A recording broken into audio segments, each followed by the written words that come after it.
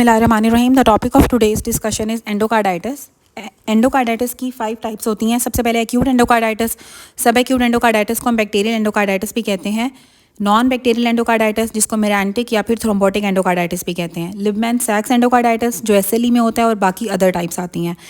Acute endocarditis staph aureus की वजह से होता है। 50% पेशेंट्स के अंदर स्टैफ ऑरियस की वजह से ही एक्यूट एंडोकार्डाइटिस होता है। और आईवी ड्रग एब्यूज़र्स के अंदर ट्राइकस्पिड वाल्व की इन्वॉल्वमेंट होती है। ट्राइकस्पिड वाल्व सबसे ज़्यादा इन्वॉल्व होता है जो आईवी ड्रग एब्यूज़र्स होते हैं। और स्टैफ ऑरियस की वजह से 50% केसेस के अंदर एक्यूट एंडोकार्डाइटिस स्टैफ ऑरियस की वजह से होता है।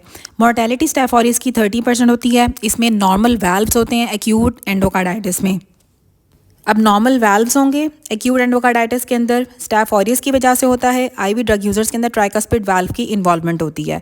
स्किन ब्रीच होती है, स्किन ब्रीच होगी या आपने कोई आईवी लाइन पास की है या वूंड था या डर्मेटाइटिस हुआ था जिसकी वजह से आपको एंडोकार्डाइटिस डेवलप हो गया। तो एक्यूट एंडोकार्डाइटिस स्टैफ ऑरियस की वजह से होता है 50% केसेस के अंदर। ट्राइकस्पिड वाल्व सबसे ज़्यादा इन्वॉल्व होगा आईवी ड्रग यूज़र्स के अंदर। जो आईवी ड्रग यूज़ करते हैं उनके अंदर ट्राइकस्पिड वाल्व की इन्वॉल्वमेंट होती है। सेकंड वन इज़ सब एक्यूट बैक्टीरियल एंडोकार्डाइटिस। जो सब एक्यूट बैक्टीरियल एंडोकार्डाइटिस होता है ये हमेशा एबनॉर्मल वाल्व्स को या डिजीज़ वाल्व्स को अफेक्ट करता है। ये स्ट्रेप्टोकोकस विरिडेंस की वजह से होता है और 50% से ज़्यादा केसेस के अंदर हमें एंडोकार्डाइटिस की कॉज जो होती है वो स्ट्रेप्टोकोकस विरिडेंस होती है। इसलिए सबसे ज़्यादा कॉमन जो होता है वो स्ट्रेप्टोकोकस विरिडेंस ही होता है जो सब एक्यूट या बैक्टीरियल एंडोकार्डाइटिस कराता है। पेशेंट को या तो कंजेनिटल हार्ट डिजीज़ होगी या फिर प्री एग्जिस्टिंग कोई वेल्वुलर हार्ट डिजीज़ होगी। डेंटल प्रोसीजर्स के बाद भी स्ट्रेप्टोकोकस विरिडेंस कराता है। और मोर्टेलिटी स्ट्रेप्टोकोकस विरिडेंस की 5% है। मोर्टेलिटी इसकी कम है स्टैफ ऑरियस से, 5% इसकी मोर्टेलिटी है सब एक्यूट बैक्टीरियल एंडोकार्डाइटिस या बैक्टीरियल एंडोकार्डाइटिस की, जो कि स्टैफिलोकोकस विरिडेंस की वजह से होता है। मोस्ट कॉमन कॉज है ये एंडोकार्डाइटिस की। ये एबनॉर्मल वाल्व्स के अंदर होता है, या तो उसको पहले से कोई pre existing valvular heart disease होगी या उसने कोई डेंटल प्रोसीजर कराया होगा उसके बाद उसको एंडोकार्डाइटिस हो गया, या कंजेनिटल हार्ट डिजीज़ वाले पेशेंट्स के अंदर एंडोकार्डाइटिस हो जाता है। उसके बाद आता है थ्रोम्बोटिक नॉन बैक्टीरियल या फिर मेरांटिक एंडोकार्डाइटिस। जो थ्रोम्बोटिक नॉन बैक्टीरियल या मेरांटिक एंडोकार्डाइटिस होता है ये ल्यूपस के अंदर हो सकता है, मेलिग्नेंसी में हो सकता है, टर्मिनल न्यूप्लाज्म या टर्मिनल कैंसर वाले पेशेंट्स के अंदर मेरांटिक, थ्रोम्बोटिक या फिर नॉन बैक्टीरियल एंडोकार्डाइटिस होता है। और हाइपरकोगुलेबल स्टेट्स में भी नॉन मेरांटिक एंडोकार्डाइटिस होता है। एसएलई में लिबमैन सैक्स एंडोकार्डाइटिस होता है। कॉलोन कैंसर के अंदर स्ट्रेप्टोकोकस बोविस या स्ट्रेप्टोकोकस गैलोलिटिकस की वजह से एंडोकार्डाइटिस डेवलप हो जाता है। और प्रोस्थेटिक हार्ट वाल्व्स के अंदर स्टैफिलोकोकस एपिडर्मिस की वजह से, स्ट्रेप्टोकोकस एपिडर्मिस की वजह से प्रोस्थेटिक हार्ट वाल्व्स के अंदर, और गैलोलिटिकस की वजह से कॉलोन कैंसर वाले पेशेंट्स के अंदर, या स्ट्रेप्टोकोकस बोविस की वजह से कॉलन कैंसर वाले पेशेंट्स में एंडोकार्डाइटिस हो जाता है। जो सीक्वेंस ऑफ इवेंट्स होते हैं एंडोकार्डाइटिस के अंदर, सबसे पहले क्या होगा कि आपका वाल्व डैमेज हो जाएगा, फिर थ्रोम्बस बनेगा, फिर बैक्टीरिया हो जाएगा और फिर परफोरेशन हो जाती है वाल्व की। तो DTBP इसका सीक्वेंस होता है। सबसे पहले क्या डैमेज्ड वाल्व होगा, फिर थ्रोम्बोसिस होगी, फिर बैक्टीरिया होगा एंड देन परफोरेशन डेवलप हो जाती है। अब एंडोकार्डाइटिस के सिनेरियो में पेशेंट को बुखार होगा या कोई ना कोई साथ मरमर नया डेवलप हो जाएगा। और अदरवाइज़ प्रूवन अगर कोई और सिनेरियो कोई और डिजीज़ नहीं है, तो अगर कोई भी पेशेंट ऐसा आ रहा है जिसको बुखार के साथ कोई नया मरमर डेवलप हो गया है उसकी बॉडी में, तो इन्फेक्टिव एंडोकार्डाइटिस ही होता है। एंडोकार्डाइटिस के अंदर ही पेशेंट को एक मरमर होगा, हार्ट मरमर्स मिलेंगे, साथ उसको फीवर हो जाएगा। अब इसका क्राइटेरिया होता है मॉडिफाइड ड्यूक्स क्राइटेरिया, जिसमें मेजर और माइनर क्राइटेरिया आते हैं। मेजर क्राइटेरिया के अंदर आपका ब्लड कल्चर पॉजिटिव होना चाहिए या फिर आपके एंडोकार्डियम की इन्वॉल्वमेंट होगी। एंडोकार्डियम की इन्वॉल्वमेंट का मतलब है कि या तो वेजिटेशन होगी या एब्सेस होगी या वेल्वुलर लीजन होगा।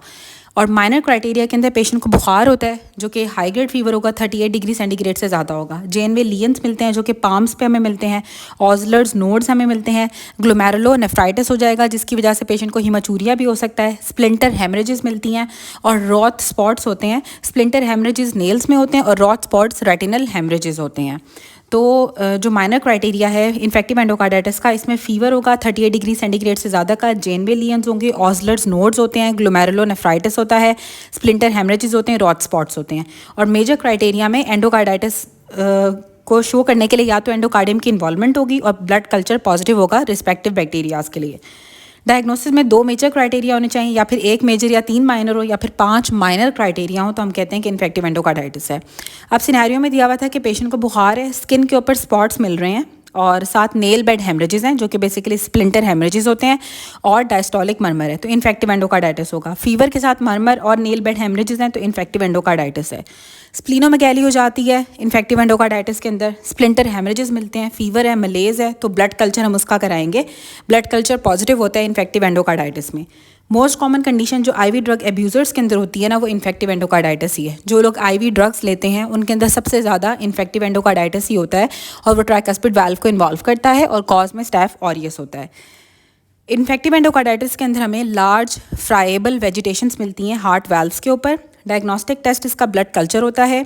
ड्रग एडिक्ट के अंदर बहुत ज़्यादा कॉमन होता है, और ड्रग एडिक्ट्स में या आईवी ड्रग एब्यूजर्स के अंदर ट्राइकस्पिड वाल्व सबसे ज़्यादा इन्वॉल्व होता है। ओवरऑल माइट्रल वाल्व सबसे ज़्यादा इन्वॉल्व होगा, लेकिन अगर आईवी ड्रग एब्यूजर होगा तो उसमें ट्राइकस्पिड वाल्व इन्वॉल्व होगा। ट्राइकस्पिड वाल्व की 50% से भी ज़्यादा इन्वॉल्वमेंट होती है ड्रग एब्यूजर्स के अंदर, और ये स्टैफ ऑरियस की वजह से होता है। अब एक पेशेंट है, उसको एंडोकार्डाइटिस है, साथ उसकी लिम्फोसिटिक इन्फिल्ट्रेशन होगी कार्डिक टिश्यू की, तो Coxsackie virus, Coxsackie A and B viruses जो होते हैं वो मायोकार्डाइटिस और पेरिकार्डाइटिस भी कराते हैं। तो अगर एंडोकार्डाइटिस के साथ कार्डिक टिश्यू की लिम्फोसिटिक इन्फिल्ट्रेशन होगी तो कॉक्सेकी वायरस होगा। पेशेंट है पेंसिलिन से तो एलर्जिक है, तो प्रोफाइलैक्सिस के लिए हम उसको जेंटामाइसिन और वैंकोमाइसिन देंगे। अगर कोई ऐसा पेशेंट है जिसको इन्फेक्टिव एंडोकार्डाइटिस है और वो पेंसिलिन से एलर्जिक है तो उसको हम जेंटोमाइसिन और वैंकोमाइसिन देते हैं। पैनसिस्टोलिक मरमर था पेशेंट को, साथ स्प्लीनोमेगैली है और क्लबिंग है, तो आपने जेंटामाइसिन और पेनिसिलिन का इंजेक्शन देना है, क्योंकि क्लबिंग और स्प्लीनोमेगैली दोनों इन्फेक्टिव एंडोकार्डाइटिस में होती है। वैल्वुलर हार्ट डिजीज़ थी पेशेंट को, IUCD आपने इम्प्लांट की, अब उसको बैक्टीरिया है जो कि इन्फेक्टिव एंडोकार्डाइटिस कराएगा, दैट इज़ एंटेरोकोकस फेशियालिस।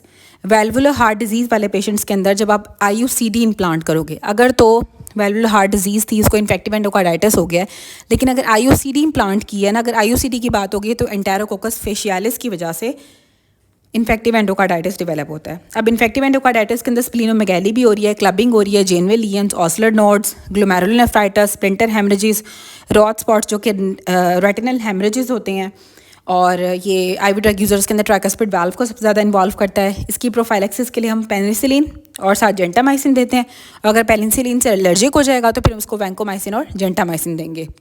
और अगर IUCD की इम्प्लांट किया हुआ होगा तो फिर एंटेरोकोकस फेशियालिस